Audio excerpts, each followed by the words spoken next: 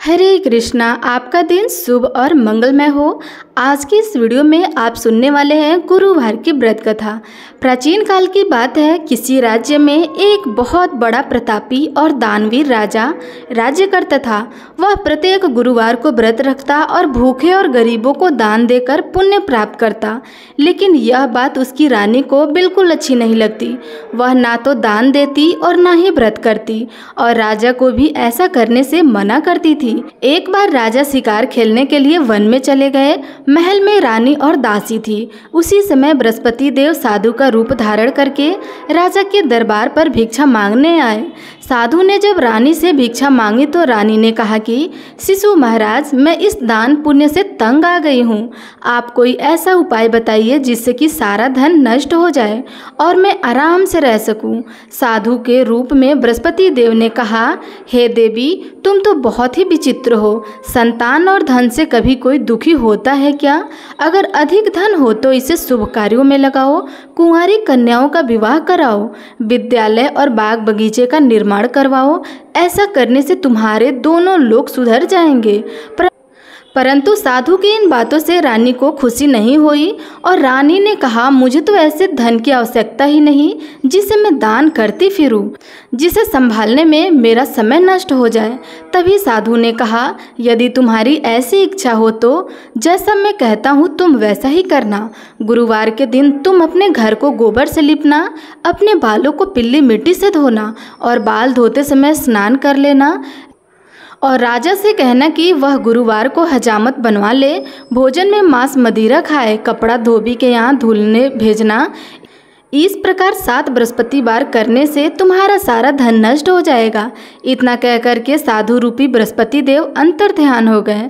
साधु के कहे अनुसार बातों को पूरा करते हुए रानी को केवल 3 ही बृहस्पतिवार बीते थे कि राजा की सारी धन नष्ट हो गई और भोजन के लिए भी राजा रानी परिवार तरसने लगे। तब राजा ने एक दिन रानी से कहा, हे रानी, तुम यहीं पर रहो, मैं दूसरे देश को जाता हूँ, क्योंकि यहाँ पर सब लोग मुझे जानते हैं, इसलिए मैं कोई छोटा मोटा काम नहीं कर सकता। ऐसा कह करके राजा परदेश को चले गए। यहाँ रहे जंगल से लकड़ी काट कर लाते और शहर में बेचा करते। इस तरह वह अपना जीवन बिताने लगे। इधर राजा के परदेश जाते ही रानी और दासी दुखी रहने लगे। एक बार जब रानी और दासी को 7 दिन तक बिना भोजन के रहना पड़ा तो रानी ने अपनी दासी से कहा, हे दासी, पास के नगर में मेरी बहन रहती है, वह बहुत धनवान है, तुम उसके पास जाओ और कुछ लेकर आओ ताकि थोड़ा बहुत गुजारा बसर हो जाए। दासी रानी के बहन के पास चली गई। उस दिन गुरुवार का दिन था और रानी की बहन उस समय बृहस्पति देव की कथा सुन रही थी। दासी ने रानी की बहन को अपनी रानी का संदेश दिया, लेकिन रानी की बड़ी बहन ने उसे कोई उत्तर नहीं दिया। जब दासी को रानी की बहन से कोई उत्तर नहीं मिला तो वह बहुत दुखी हुई और उसे बहुत क्रोध भी आया। वापस आकर रानी को सारी बातें बताई।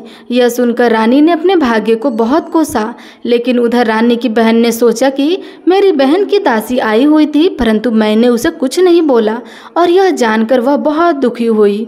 रानी की बहन ने कथा सुनी और पूजन समाप्त करके वह अपनी बहन के घर आई और उससे कहा, बहन, मैं बृहस्पतिवार का व्रत कर रही थी, तुम्हारी दासी मेरे घर आई थी, परंतु जब तक कथा समाप्त नहीं होती है तब तक उठा नहीं जाता है और ना ही बोला जाता है।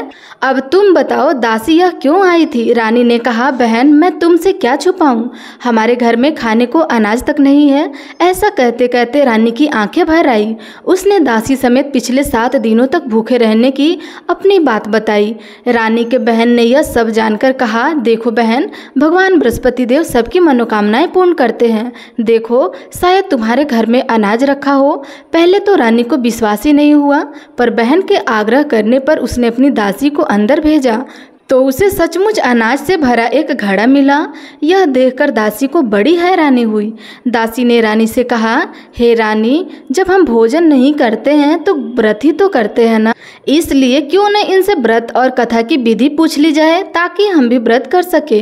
तब रानी ने अपनी बहन से बृहस्पतिवार के व्रत कथा के बारे में पूछा।